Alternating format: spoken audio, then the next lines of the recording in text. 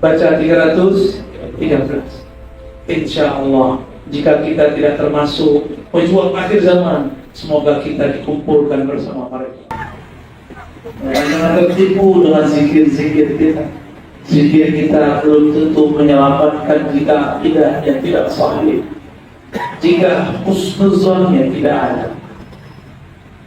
Ada karakter yang keempat, karakter malaikat.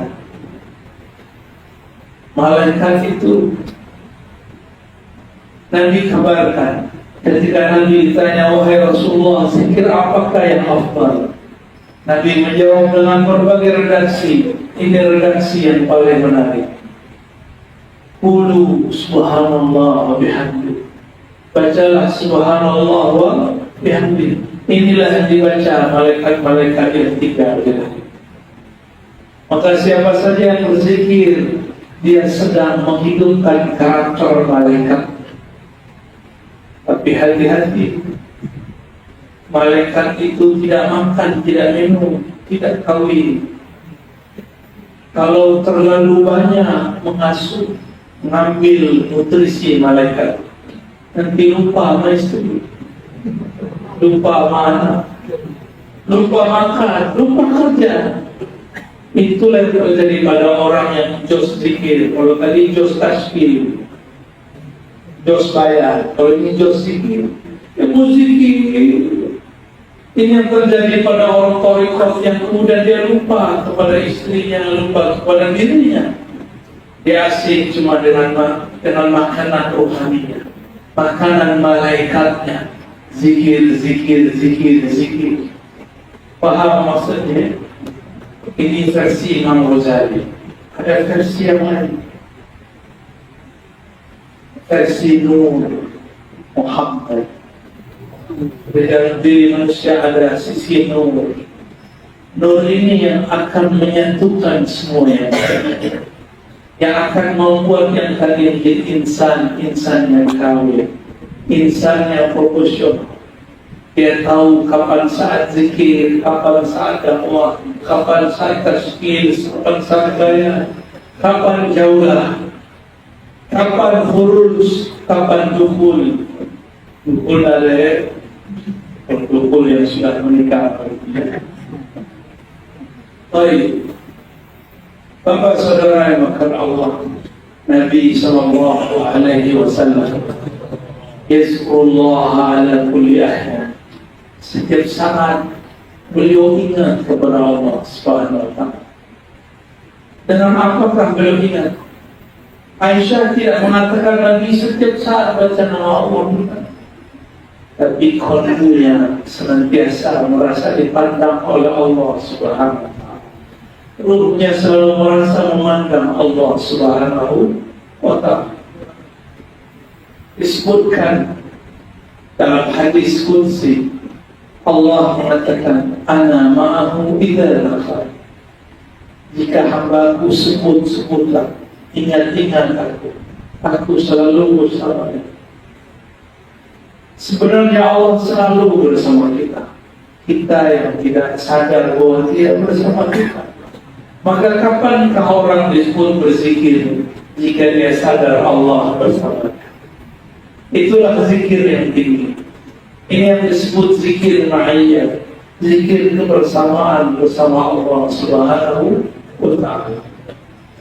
Apa makna ayat fazkuruni azkurkum? Ingatlah aku ingat engkau. Apakah kita lebih dahulu ingat Allah, lalu Allah ingat kita?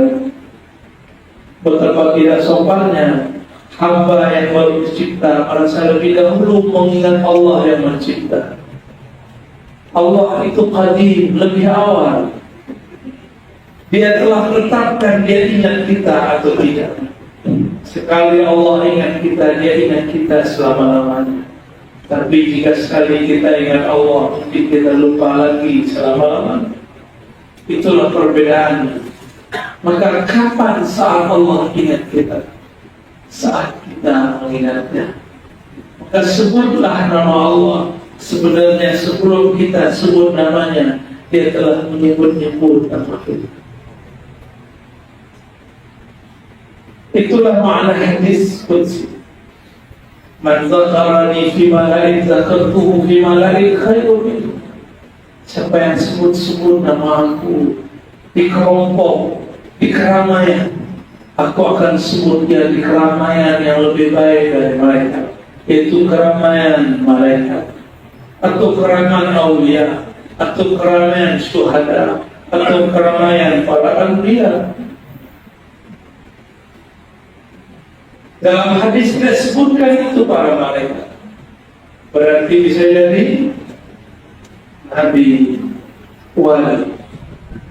Ada zikir tapi tidak menyebut. Namanya zikrul mahabbah, zikir cinta. Zikir cinta dimulai dari kenal. Man arafa nafsahu faqad arafa rabbahu. Bukan hadis tapi perkataan Yahya bin Mu'adz al-Razi.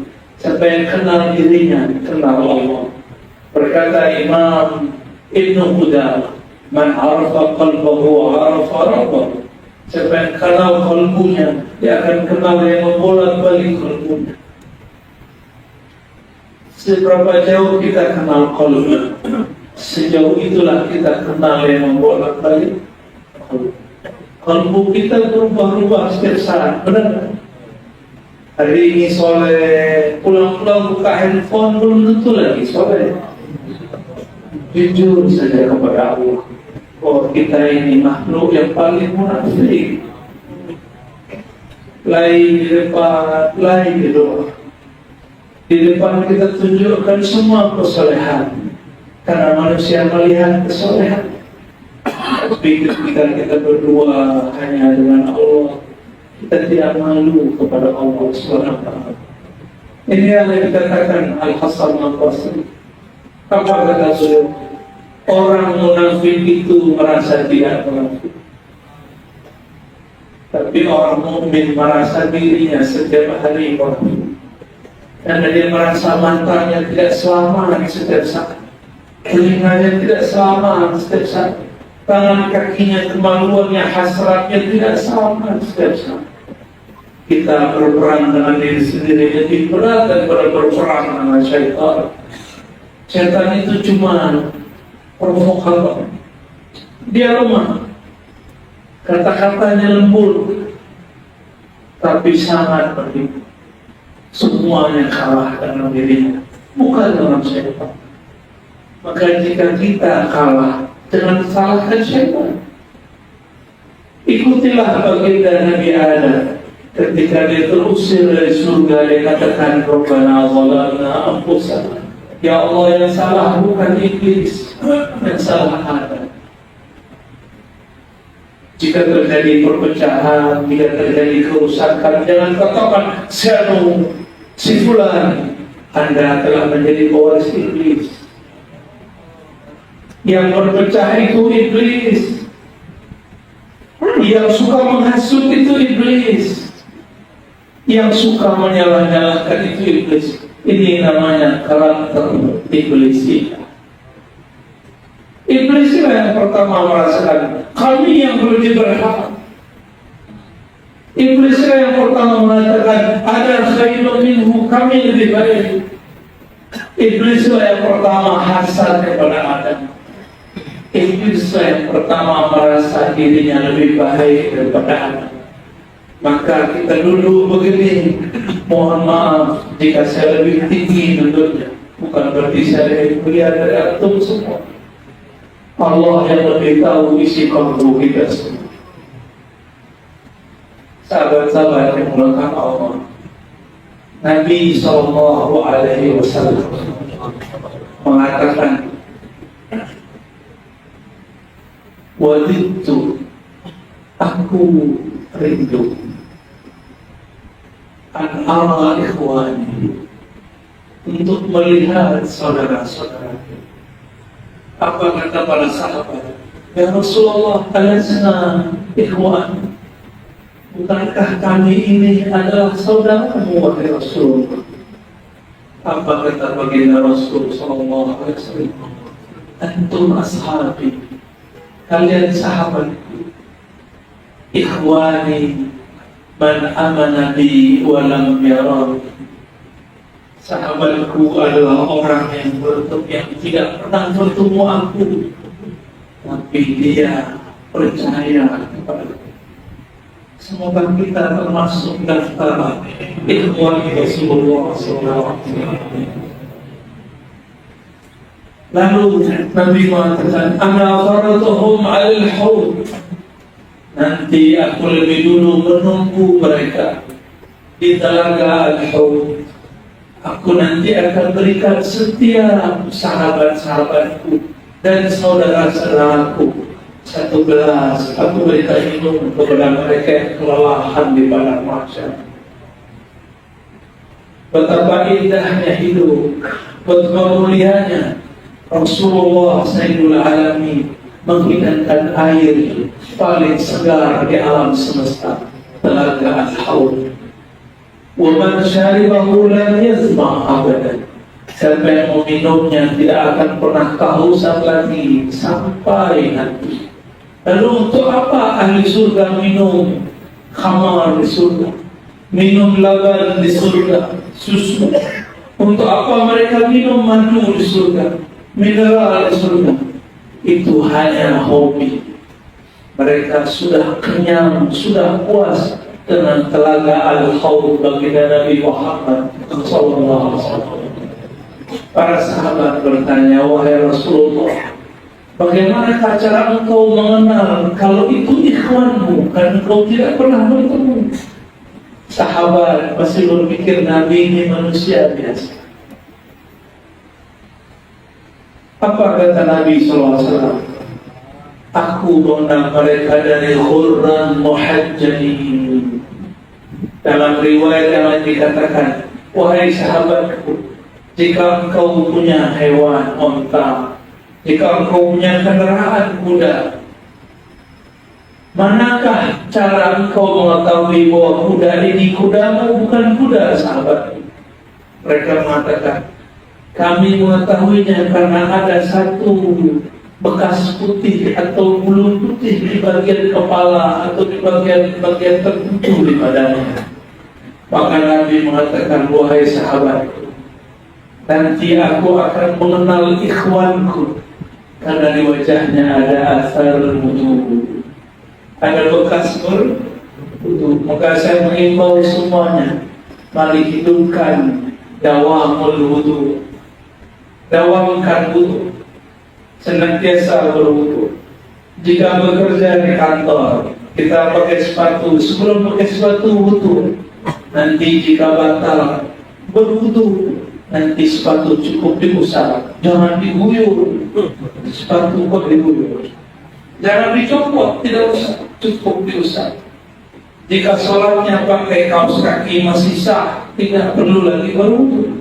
Tapi jika copot kaos kaki, harus berwudu.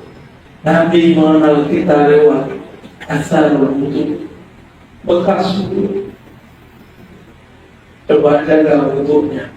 Wudu itu ada akar kata dia, tomo, artinya silam. Maka Nabi dari jauh melihat itu umatku, di wajahnya ada cahaya wudu. Orang jika berwudu, kata Nabi, yakhruj dzunub, maka keluarlah semua dosanya dari satu tetes air yang mengalir di tubuhnya. Apa maksudnya? Orang berwudu itu adalah orang yang tahu. Makanya pada wudu kita berdoa, Allahumma ja'alni minat tawwabin. Maka ada orang yang tidak terlihat banyak wudu, tapi di kalbunya ada cahaya taubat. Itu juga hurran muhajjalin.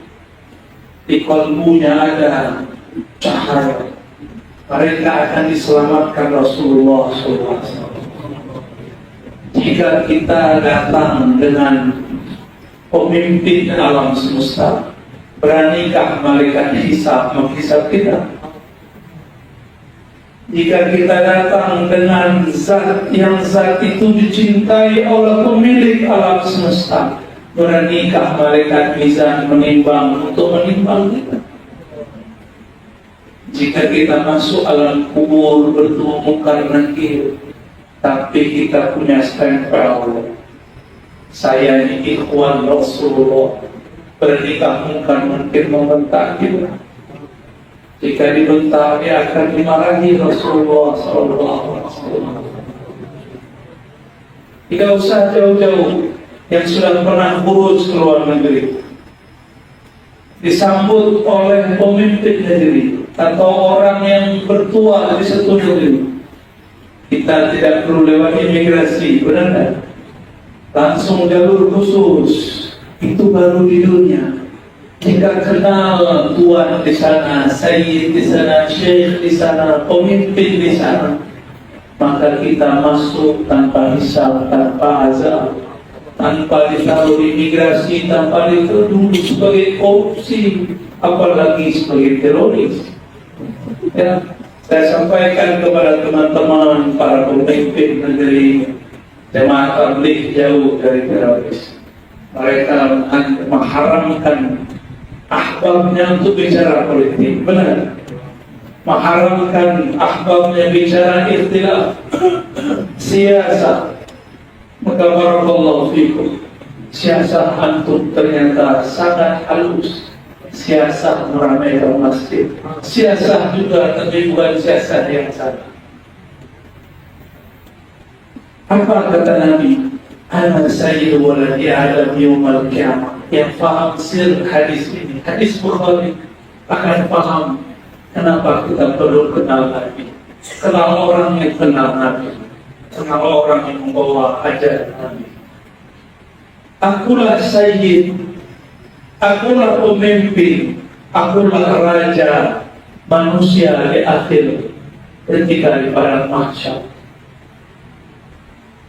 Maksudnya apa? Jika kalian punya salam kepadaku, aku selamatkan kalian.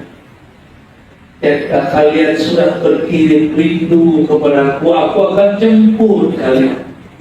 Jika kalian ikuti sunnahku zahir dan batin, aku akan jamin kalian. Itu makna hadis. Nanti Rasulullah sendiri yang menyebut kita. Amin ya Allah. Wassalatu wassalamu alaika ya Sayyidina ya Rasulullah. Mohon jadikan kami yang hadir ini, wahai baginda Rasul, orang yang kau jemput langsung tanpa hisab, tanpa azab, tanpa kami disiksa ya Allah, tanpa kami diperiksa ya Allah. Jadikan kami bersama bayang-bayang Nabi-Mu ya Allah. Jika kami tidak dapat memegang tangannya ya Allah, jadikan kami memegang tangan orang yang memegang tangannya ya Allah. Ya Allah, jika kami tidak dapat memandangnya di dunia, jadikan kami mendapat karamah, dapat kemuliaan memandangnya pada mahsyar sana. Ya Allah, isfa'alana bisyafa'atil, jadikan kami yang mendapatkan syafaat Sayyid Yaumul Qiyamah, penghulu kami di hari kiamat. Al-Fatihah.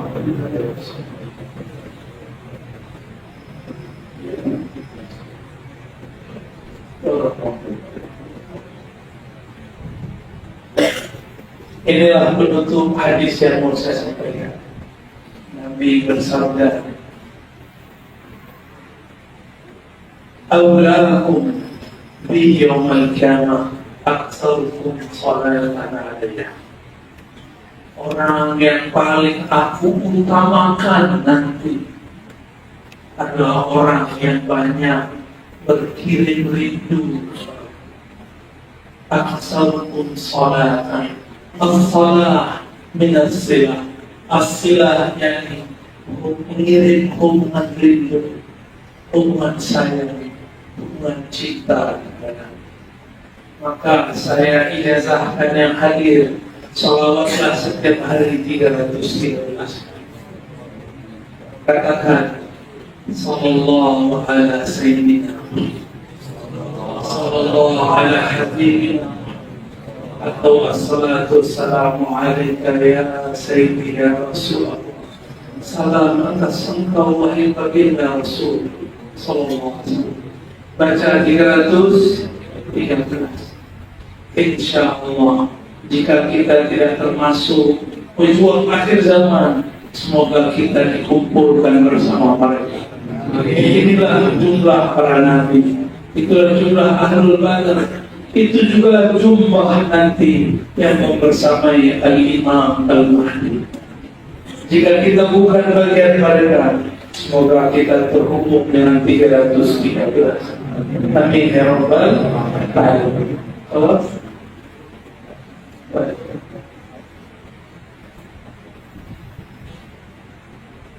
Baik. Bolehkah kami ingin tahu wasilah Buya siapa nama rohani kami? Nama rohani yang tahu cuma Bapak rohani. Saya bukan Bapak rohani, tapi saya diberikan ilmu metodologinya. Bapak rohani punya pewaris. Pewarisnya wali-wali besar. Kadang-kadang saya diizinkan bertemu beliau. Jika Allah izinkan, saya mintakan nama rohani itu. Ya. Kumpulkan namanya semua, nanti dicatat, kirimkan terlibat, pakai ditulis yang bagus. Nanti kita mintakan jika saya bertemu beliau. Ya, insya Allah. Tulis bagus-bagus, ya. Tulis bagus-bagus, penting yang bagus, besar-besar, pakai bin atau bin. Nama rohani itu adalah nama hadiah dari wali-wali Allah. Kalau kita berdapat nama hadiah, seperti kita mau naik pesawat tidak punya nama, bisa berangkat. Kita mau pergi ke luar negeri, mau kurus, nggak punya paspor, bisa berangkat. Maka nama rohani itu sama dengan paspor masuk alam barzakh. Ilmu ini ilmu bid'ah, bukan. Nama rohani dalilnya adalah surat Shaf ayat 6 yang mengkhabarkan nama rohani baginda Rasulullah SAW adalah Ruhullah Isa. Karena dia Ruhullah, dia tahu nama yang memberikan nama dia. Siapa yang memberikan nama Sayyidina Isa? Itulah Abu Ruh, itulah Ummur Ruh. Abu Ruh Sayyidina Muhammad. Nama rohani Rasulullah adalah Ahmad. Inni mubashirun bi rasulin ya'ti min ba'di ismuhu Ahmad. Aku mengabarkan kepada kalian mengenai ada seseorang yang akan muncul di akhir zaman, namanya Ahmad. Maka Nabi Muhammad nama ruhnya Ahmad. Di akhir zaman Al-Imam Al-Mahdi, dia juga adalah pewaris Ahmad. Namanya juga tidak jauh-jauh dari Muhammad dan Ahmad. Tapi nanti akan banyak yang mengaku namanya Muhammad dan Ahmad dan dia mengaku Mahdi. Ternyata dia Mas Mahdi.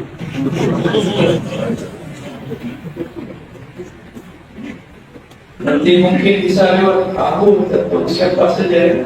Ini akan banyak nanti. Saya diizinkan beliau dan mengatakan jika ada orang minta nama, kumpulkan saja. Jika Allah izin, saya akan tulis. Saya mau ngasih nama anak satu, pusing 1 jam.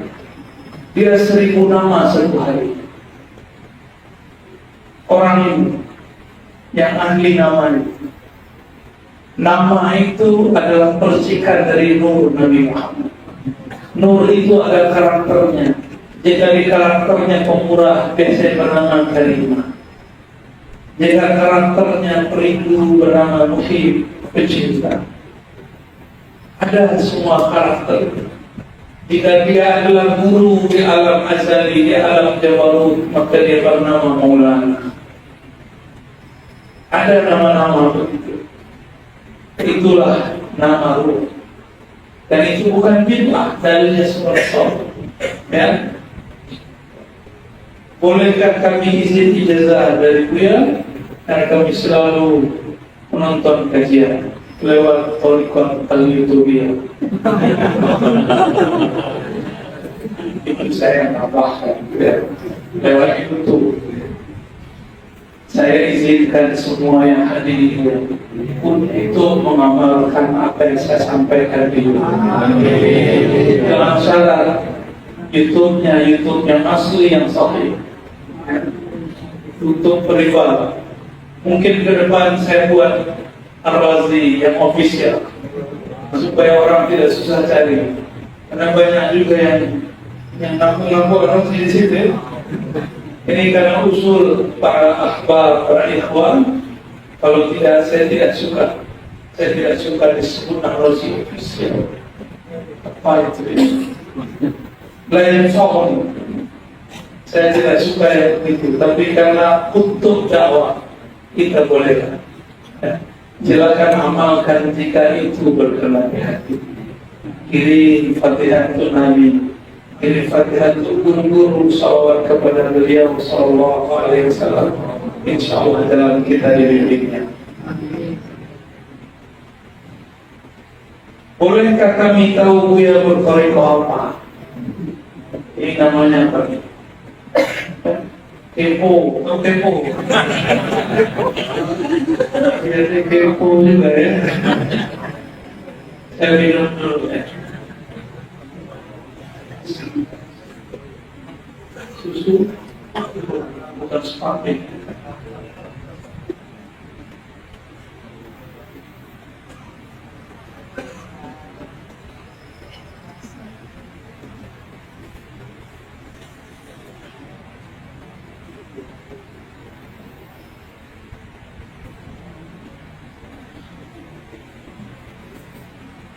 Saya di masa kecil belajar Thariqah Samaniyah Al-Qadiriyah Al-Khalwatiyah, 3 Thariqah sekaligus dari seorang syekh namanya Abuya Al-Hasan Al-Basri.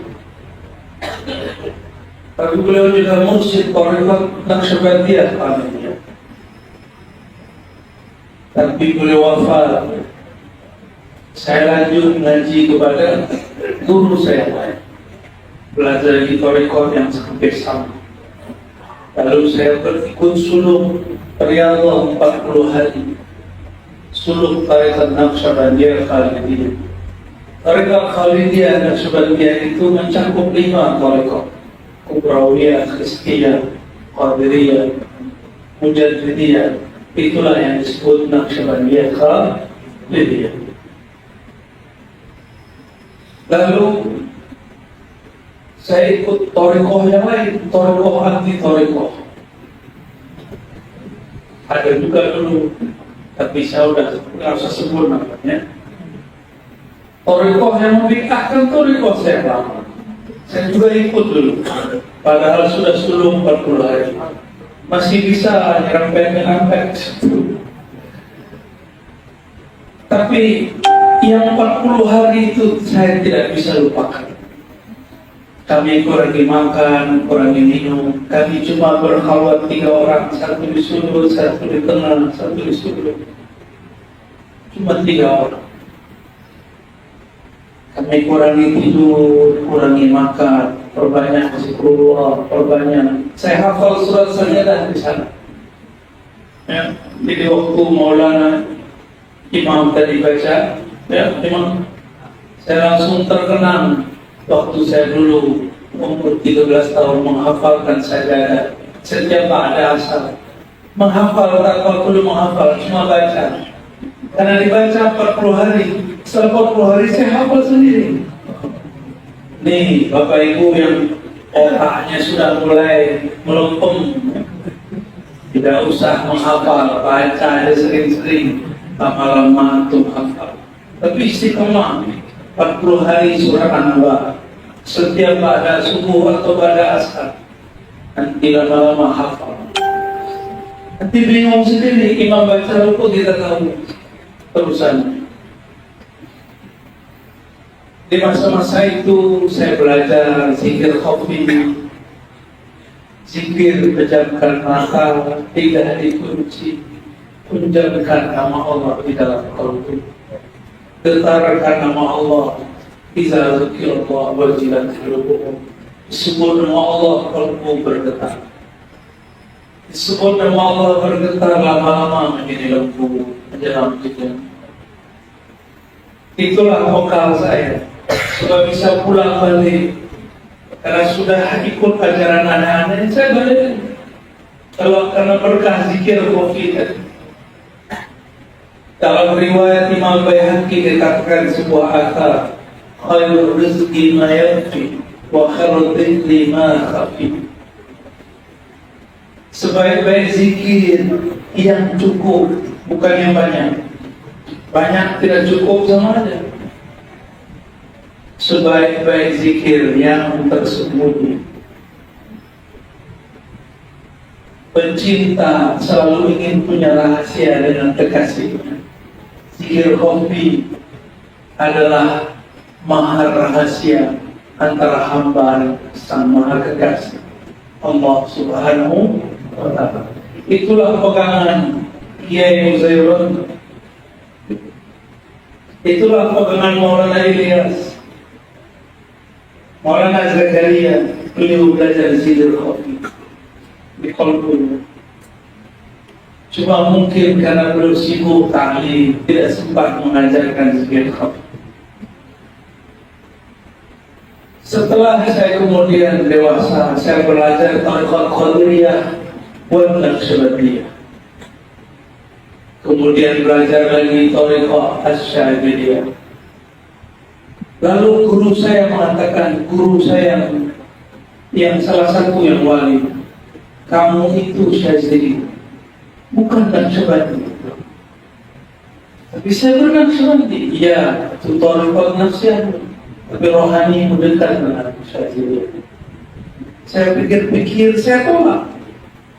Bahkan saya ziarah ke kubur Bahadir Shah Naqsyabandi di Uzbekistan. Saya datang, biasanya kalau saya datang ke satu kuburan, ada terasa kontak batin, harum biru. Ini tidak ada. Seakan-akan beliau bilang, saya sedang sibuk dengan anak-anakku yang lain. Engkau bukan anakku.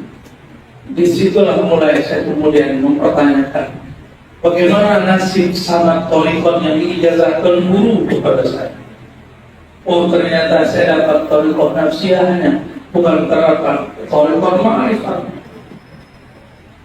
Saya pikir-pikir lama, ternyata umur 10 tahun saya sudah ngaji hikam. Umur 15, 16 saya mutalaah dan mulazamah ngaji hikam kepada guru saya. Hikam itu thariqahnya Syadziliyah. Maka ketika bertemu dengan seorang guru Syekh Abdul Rahman Mazhari, saya ditalqin dan diberikan ijazah thariqah Syadziliyah. Kami cuma temu beberapa kali, tapi rasanya saya dibimbing selama bertahun-tahun. Lalu setelah itu saya ketemu lagi mursyid yang lain, mursyid yang dia dekat dengan Sayyidina Bali, yang berguru kepada Nabiullah Khidir. Tapi orangnya misterius, seperti Nabi Khidir ditemui Nabi Musa, misterius. Kadang begini, kadang begitu. Kalau kalbu ini kurang husnuzan, kita akan suuzon kepada beliau. Nabi Musa tidak sabar ketemu Nabi Khidir. Sudah ketemu tidak sabar bantah Nabi Khidir, benar kan? Maka jangan salahkan antum nanti kalau ketemu wali-wali Khidiriyah, pasti akan ingkar. Maka jangan minta aneh-aneh. Cukup ketemu wali-wali biasa dulu. Jangan minta ketemu Nabi Khidir dulu, takut malah ingkar dia. Siap? Halas? Halas. Saya rasa cukup ya. Jadi sekarang thariqah saya thariqah apa? Semua thariqah yang bersambung kepada Nabi, itulah thariqah saya. Maka saya cinta kepada semua ahli sufi. Saya cinta kepada semua orang bersanad kepada Rasulullah SAW. Di kolbu ini sudah tidak ada lagi sekat-sekat torikoh. Semua torikoh adalah torikoh. Semua mursyid adalah mursyid. Semua murid adalah sahabatku. Mari cintai semua orang walaupun berbeda. Wassalamualaikum warahmatullahi wabarakatuh. Saya salam. Oh, bagi kumpul dulu.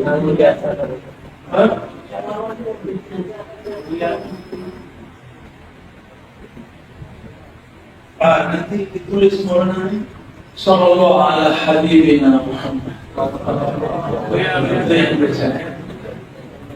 Ada kerja? Udah kerja. Afwan. Sallallahu ala Habibina. Ini saya mau kasih